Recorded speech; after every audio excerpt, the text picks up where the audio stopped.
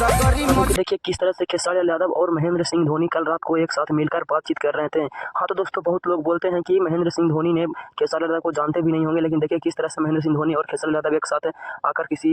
शादी गृह में आप लोग देखिए किस तरह से शादी विवाह में आकर बातचीत कर रहे थे खेसारी लाल यादव। हाँ, तो दोस्तों मैं बता दूं आप लोगों को कि देखिए किस तरह से खेसारी लाल यादव आईपीएल में किसी को बोलते हैं कि मैं लखनऊ का फैन हूँ, लेकिन देखिए बहुत ही अच्छी तरह से खेसारी लाल यादव को देखा जाए तो खेसारी लाल यादव का फैन महेंद्र सिंह धोनी भी हैं और महेंद्र सिंह धोनी के फैन खेसारी लाल यादव भी हैं।